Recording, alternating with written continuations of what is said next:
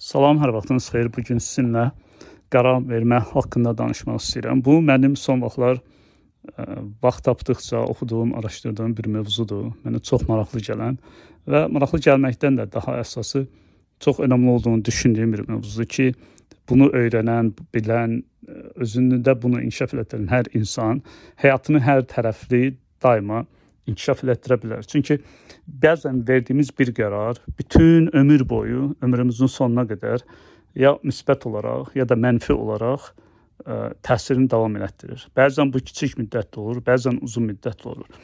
Və yaxşı qərarlarımızın, isabətli, doğru, düzgün qərarlarımızın sayı nə qədər çoxsa, həyatımızda o qədər yaxşı olur. Maddi mənada, mənəvi mənada fərq yoxdur. Amma bu o demək deyil ki, biz daima doğru qərar verə bilərik. Yəni ki, can atdığımız şey olmamalı, çalışdığımız şey olmalı ki, biz daima doğru qərar verək. Hər mövzuda, kiçik, böyük. Amma bu həmişə mümkün deyil və bu da normaldır. Bizim eləməli olduğumuz isə odur ki, mümkün mərtəbə verdiyimiz səhv qərarların sayını azaldaq və doğru qərarların sayını artırmış olaq. Çünki nə qədər doğru qərar, o qədər daha yaxşı, mənalı, huzurlu, xoşbəxt bir həyat deməkdir. Bu çox geniş, çox əhatəli bir mövzudur. Mən bu epizodda sadəcə 4 əsas faktordan danışacağım, hansı ki, insanların səhv qərar verməsinə səbəb olur. Daha başqa bir epizod hazırlayacağım. O epizod isə daha uzun olacaqdır. O epizodda daha ətraflı bir mövzunu danışacağıq. Amma ki, yəni bugünkü epizoda da toxunacaq, amma o daha geniş olacaqdır. Lakin mən istədim ki, ayrıca bir epizod paylaşım, sırf bu 4 mövzu ətrafında. Bir növ özümə daha yaxşı anlamağım üçün, xatırlamağım üçün. İkincisi də ki, əminəm ki, bunu öyrənən, tətbiq edən hər insana bunun faydası olacaqdır. Bu 4 qərar nədir? Üzr istəyirəm, 4 faktor nədir? Birinci, emosiyadır, egodur, inertiyadır, bir də ki, ətrafın təsirində qalmaqdır. Emosiya nədir? Yəni ki, biz əgər hər hansısa bir qərarı, hər hansısa bir emosiyanın təsirinə qalıb veririksə, çox vaxtı o qərar səhv olur. Yəni ki, əgər hətta bir söz var ki, deyir ki, acsansa, yorğunsansa, əsəbisənsə, özünü tənha hiss edirsənsə, heç bir önəmli qərar vermə. Bu hallarda çünki verdiyin qərarlar adətən səhv olacaqdır. Yəni, səhv istəmədiyin nəticələr gətirəcəkdir. Və bu saydığım acılıq, tək, stressdən başqa bütün emosiyalar daxildir. Pozitiv emosiyalar yox, adətən negativ emosiyalar, mənfi emosiyalar daxildir. Və biz əgər hansısa bir qərarın mənfi emosiyaların təsirinə qalıb veririksə, o zaman o qərar çox böyük ehtimal ki, səhv qərar olacaqdır. İkinci isə egomuzdur, nəfsimizdir. Əgər biz hansısa qərarı ona görə veririksə, o egomuza, nəfsimizə xoş gəlir. Egomuza, nəfsimizə xidmət etmək üçün, onu sübut etmək üçün, təsdiqləmək üçün əgər o qərarı veririksə, o da yenə o qərarda səhv olacaqdır. Üçüncüsü isə ətrafdır. Yəni ki, biz əgər ətrafdakı insanlara təsir etmək və onların bizim haqqındakı düşüncələrini, fikirlərini dəyişdirmək üçün dəyişdirmənin daha əsas, önəmli, prioritet olduğu belə deyək də, bir dəyərləndirmə edib qərar verirsə, o qərar da böyük ehtimal ki, səhv qərar olacaqdır. Çünki biz bu cür düşünəndə, yəni qərar verəndə, biz özümüzə soruşduğumuz sual o olmur ki, mənim üçün ən ideal olan nədir? Yəni, mənim üçün bəlkə də o sualı soruşsaq belə, ya soruşmuruq, ya da soruşuruq, amma verdiyimiz cavab səhv olur. Bizim üçün ideal olanın nəfsimizə xoş gələn olduğunu düşünürük. Bizim üçün ideal olanın ətrafdakı insanların bizi bəyənməsini, alqışlamasını, bizim haqqımızda daha yüksək, daha müsbət düşünməsini, bizi uğurlu, güclü, varlı, zəngin və s. düşünməsini səbəb olacaq nəsə o qərarı veririk. Fikirləşirik ki, ehtiyacımız olan odur. Və yaxud da ki, qərar veririk ki, emosiya nədirsə, onun təsirinə qalıb qərar veririk. Yəni o anda elə bilirik ki, ən doğru olan qərar odur. Və dördüncüsü isə inertiyadır. Yəni ki, belə deyək ki, dəyişikliyi istəməməkdir, dəyişikliyə qarşı olmaqdır. Düşünmək ki, həmişə belə olub və bu yaxşıdır, bunu dəyişdirməyə də ehtiyac yoxdur. Bu hallarda da dəyişikliyə də qarşı çıxanda adətən biz verdiyimiz qərar səhv qərar olur. Bəs bunun üçün nə eləmək olar? Bunun üçün də yenə belə deyim, hədsiz sayda çox metodlar var. Mən paylaşacağım isə budur ki, birincisi fərqindəlikdir və ikincisi yavaşlamaqdır. Üçüncüsü isə bir qərarı vermə anı ki var, o qərar vermə anı, o istək ki, mən qərar verim, o anla tam qərar vermə anı arasında bir boşluq yaratmaqdır. Birincisi fərqində olmaq. Fərqində olmaq nədir? Odur ki, özümüzün fərqində olmaqdır ki, mən indi hansı haldayım? Yəni mən səliqəli, rahat, yaxşı, soyuqqanlı düşünə bilirəm. Əgər soyuqqanlı düşünə bilmirəmsə, o demək ki, mənim dəyərləndirməmdə problem var, səhvlər var. Mühakiməmdə səhvlər var. Çünki soyuqqanlı düşünmürsənsə, nəyinsə təsirində qalıb düşünürsən və o nəyinsə təsirində qalırsansa, o təsirində qaldığın şey də sənin mühakimə, düşünmə, analiz etmə bacarığını öz kölgəsinə almış olur, öz təsirinə almış olur və sən ona xidmət edəcək bir növ, belə deyək ki, qərar vermiş olursan, sənə ən ideal olan qərar nədirsə onu vermiş olmursan, onu verə bilmirsən. Bunun üçün önəmlidir ki, birində fərqində olmaq ki, mən hazırda nə istəyirəm və nələr mənə təsir edir. Nəfsimmi, eqommu daha çox təsir edir hazırda, yoxsa kənara özümü sübut etmək istəyimi təsir edir hər halda və yaxud da ki, hansısa emosiya var. O mu məni vadar edir ki, bu qərarı verim və yaxud da ki, verməyim, yoxsa mən dəyişiklik istəmirəm. İstədiyim odur ki, elə necədirsə, elə də davam etsin. Birincisi, bu fərqindəlikdir. İkincisi, yavaşlamaqdır. Yəni, fərqindəlik kifayət deyil. Fərqindəliyi əldə etdikdən sonra biz yavaşlamalıyıq ona görə ki, biraz vaxt qazana bilək. Yəni ki, o səhv qərarı verməyimizə səbəb olan o emosiyalar nədirsə, onun bir növ belə deyək də, o hərarətini, üzərimizdəki hərarətini azaltmaq lazımdır ki, sakitləşib, sakit zehinlə soğuqqanlı düşünə bilək. Üçüncüsü isə arada boşluq yaratmaqdır ki, bu qərarı mən indi verməyim, sabah bu qərar verim və yaxud da ki, bir neçə saat sonra verim və yaxud da ki, bir həftə sonra verim. Buna necə belə deyək də, qərar verəcək ki, bəs mən bu qərarı tez verim, yoxsa bunun üzərində düşünüm. Çünki bəzi qərarlar var ki, onu mümkün mərtəbə tez o qərar vermək lazım. Bəziləri də var ki, mümkün mərtəbə çox onun üzərində düşünmək, öyrənmək, insanlarla danışmaq, məsləhət almaq lazımdır. Bunu da ayırmanın yolu odur ki, ən yaxşı yolu məncə odur ki, fikirləşirsən ki, mənim bu qərarı verməyim, bu qərarı verdikdən sonra olacaq nəticə, bir, həyatım üzərində təsiri çoxmu olacaq? 2, mən dəyişdirə bilərəmmi onu? Əgər təsir, mənfi təsir xüsusilə çox böyük olmayacaqsa, kiçik bir qərardırsa belə deyək, o qərarları mümkün mərtəbə sürətli verməliyik ki, bu bir növdə bizim qərar vermə bacarığımızı artırır. Bəzən insanda elə olur ki, hər şeyi o qədər götür-qoy edir ki, qərar vermə bir növ bacarığını itirmiş olur, köraltmış olur. Bu az önəmli qərarları biz verdikdə, nəticəsi mənfi olsa belə, biz dərhal nə isə edib onu dəyişə bilərik. Yəni, daha müsbət bir nəticə yarada bilərik. Ona görə bu qərarlar üzərində çox düşünmək vaxt itkisindən başqa bir şey deyil. Azca düşünüb götür-qoy edib tezə qərar verirsin. İkincisi olan isə hansı ki, təsiri çox böyükdür. Yəni, səhv qərar versək əgər, deyək ki, uzun müddət onun nəticələri yaşamaq məcburiyyətinə qalacaq. O zaman yavaşlamaq lazımdır, düşünmək lazımdır. Yəni ki, vaxt yaratmaq lazımdır ki, mən bu dəqiqə qərar verməyəcəm.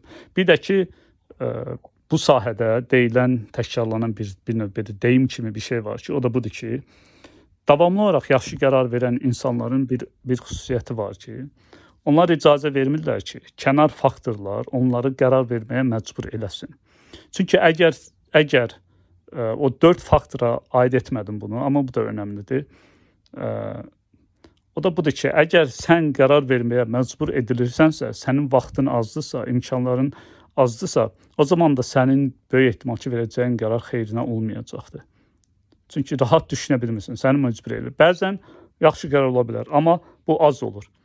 Ona görə də o vaxtı yaratmaq, arada boşluq yaratmaq ona görə önəmlidir ki, biz həm daxilimizdə özümüzdən emosiyalarımızı, istəklərimizi, nəfsimizdə qımızı, bütün bunlar, həm də ki, kənar faktorlar, hansı ki, məcbur edir ki, biz tez o qərarı verək. Bəzən qorxu ki, qərar verməsən nələrsə itirəcəksən, əlindən çıxacaq və s. və axır. Bir də qarşına bir fürsət çıxmayacaqdır kimi və bənzər bir sürü şeylər. Yəni həm onlara, həm də daxilimizdən bizi məcbur edən hər şeyə yox deyə bilirik. Qorxmuruq ki, belə deyim də, bu qərar verməsək nələr itirəcəyik. Və rahat, soyuqqanlı şəkildə onun üzərində düşünə bilirik. Yatırıq, deyirik ki, bu axşam yatdım, sabah düşünəcəm və vaxtla o qərar vermiş oluq. Yenə də bu demək deyil ki, sən araşdırsan, etsən, yaxşı qərar verəcəksən. Xeyr, sadəcə nə qədər biz bunları etsək, yəni fərqindəliyimizi artırsaq hər qərar vermə anında, xüsusilə önəmli qərar vermə anında nəyin təsirinə qaldığımızı özümüzə aydınlaşdıra bilsək və yavaşlasaq və biraz da əgər önəmli qərardırsa, vaxt qoyub mən bunun üzərində düşünüm, bu mövzuda tanıdığım ekspert olan, təcrübəsi olan insanlarla danışım. Ondan sonra qərar verərəm. Demək bizim düzgün qərar vermə ehtimalımızı artırmış olur. Çünki sonrakı peşmançılıq həqiqətən də çox vaxtı, bəzən fayda verir, bəzən amma çox vaxt fayda vermir. Çünki o vaxt da, o anda keçmiş olur, o seçim də edilmiş olur. Və bir də qərar verməyi çətinləşdirən bir də başqa bir belə deyək də səbəb var. O da bizim hər qərar verdikdə nə isə seçmirik. Bir şeyi digərini tərcih eləmiş oluruq və bu 2 və yaxud da ki 3 və yaxud da ki 5 seçimdən birini seçmə qərarını veririksə, bunların digərləri də yaxşı olur. Yəni belə deyək də 3 yaxşı seçim var. Bizim üçün 3-ü də yaxşıdır. Amma oradan birini seçməliyik. Bəzən bunu biz seçə bilmirik, ona görə ki, o seçimlərin hamısı yaxşıdır. Və biz razılaşa bilmirik ki, mən bunun sadəcə birini seçə bilərəm. O razılaşa bilməməkdə, bizə qərar verməkdə problem yaradır. Mən özüm bunu yaşayıram, hazırda yaşayıram. Hazırda indi mənim üçün 2 önəmli qərar vermə ərəfəsindəyim. Biri ilə bağlı hardasa ən azı 3 aydır, belə deyək ki, düşünürəm, edeyim, etməyim, etsəm hansını edeyim və s. Yəni belə bir qərardır. Çünki nəyə görə çox müddətli düşünürəm? Mən bu qərar verdikdən sonra bu mənim ən azı 2-3 il vaxtım alacaqdır. Və o 2-3 ilin sonunda da çox yaxşı bir nəticə olacaqsa o qərar vermək istəyirəm, olmayacaqsa vermək istəmirəm. Və bir sürü faktorlar düşünürəm. İkinci qərar isə odur ki, bir getmək istədiyim bir yer var və ora gedib getməmə qərarını vermək istəyirəm. Çünki qaldığım yerdə, o getmək istədiyim yerdə ikisi də çox yaxşıdır. Və ikisinin də çox yaxşı, belə deyək də, üstün cəhətləri var və getməyin sadəcə biraz riski var. Ona görə ki, hər şey tamam yenidir. O riski alıb almamaq və yaxud da ki, o riski alsam nəticələr uğursuz olsa belə dəyərmi, dəyməmi və s. Yəni bir sürü ola biləcək hər şeyi fikirləşib, hesablayıb qərar verməyə çalışıram. Bu da yenə təxminən bir aydır da bunun üzərində düşünürəm. Yəni bir ay belə deyim də, oturub hər gün saatlarca düşünmürəm, onun yalan olmuş olar. Gün ərzində hər gün bəlli bir müddət vaxt oldusa oturub düşünürəm, xüsusilə də axşamlar mənfilərini, müsbətlərini, pro-kon listini hazırlayıram. İndi baxaq hansı qərar verəcəm. Bəlkə də növbəti epizoda qərar, bu qərarı da verərəm, versəm paylaşacağım sizinlə də. Yəni önəmli qərarlara əvvəllər belə deyək ki, mən bu qədər vaxt ayırmırdım. Amma hər halda yaş artıbdı deyə də bəs biraz daha səbirli olmuşam bəlkə. Məsəl üçün bunun üzərində düşünürəm ki, insanlarla danışıram. Yəni fikrinə, təcrübəsinə faydası olacağını düşündüyüm insanlarla danışıram və özüm də götür-qoy edirəm ki, ən doğru qərarı vermiş olum. Və qərar verməkdə də özündə qərar vermə, belə deyək də, bacarığının təbiətində belə bir şey var ki, biz nə qədər az qərar veririksə, bizim qərar vermə bacarığımız o qədər zəifləmiş olur. Nə qədər çox sürətli qərar veririksə, qərar vermə bacarığımız o qədər artmış olur və burada intuisiya da əlbəttə ki, çox önəmlidir. O gut feeling deyirlər ki, insan içərisində daxilində hiss edir ki, ona da qulaq asa bilmək lazımdır. Bəzən data önəmlidir, bəzən o önəmlidir. Bəzən rəqəmlər önəmlidir, bəzən hisslər önəmlidir. Yəni bunlar arasındakı o balansı da saxlamaq lazımdır. Onun da yəni necəsini izah etmək çətindir. Çünki o hissdir, yəni o qərar anında insanın verdiyi hissdir və bunu da inkişaf elətdirməklə bir yolu da çoxlu qərar verməkdir. Çoxlu qərar verməyi necə edə bilərik? Özümüzə çox zərər vermədən, əhəmiyyəti çox ciddi olmayan, həyatımızda təsiri çox böyük olmayacaq qərarları çox sürətli verməkdir və daha sonra arada bir oturub düşünmək ki, mən o qərarı verərkən, yəni niyə o qərarı verdim yox da, mən necə düşünürdüm? Yəni bu sualı arada bir insanın özünə sormasına fayda var. Nəyə görə? Çünki o sənə göstərir ki, sən bu qərarı verdin və nəticə istədiyin kimi olmadı. Və bu qərarı verdin ona görə ki, sən bu cür düşünürdün, bu cür hesablayırdın, bu cür mühakimə irəli sürürdün. Və bu sənə kömək olur ki, harda zəifliklərin var, harda kör nöqtələrin var, onu görə bilərsən. Niyə sualını vermək o qədər də, belə deyək də, öyrədici bir şey olmur. Niyə qərarı verdim deyək ki, düşünürdüm ki, bu daha yaxşıdır, ona görə bu seçimi etmə qərarını verdim. Xeyr, yəni o çox bir şey öyrətmir insana. Necə düşünürdüm, nələrə inanırdım, necə hansı hisslərin təsirində idim. Yəni mən ümumiyyətlə o proses necə idi? Yəni qısacası belə deyək. Mənim o qərar vermə prosesim necə idi? Bu sual verib sonradan da soruşmaq davamlı olaraq insanın özünün, belə deyək də, o qərar vermə prosesini aparma bacarığında gücləndirmiş olur və daha yaxşı qərar verə bilir insan növbəti dəfələrdə. Belə, bu epizodda bu qədər. İndi hansısa bir qərar vermə ərəfəsindəsinizsə, kiçik, böyük, xüsusilə böyük qərarlar üçün düşünün, baxın ki, görün bu 4 faktordan ondan sonra məcbur olma, dedim o 4-ə əlavə etmədiyim kənar faktorlar, daxili faktorlar sizi nəsə məcbur edirmi? Bunlardan birincisi fərqində olun, ikincisi bir yavaşlayın, üçüncüsü isə araya məsafə qoyun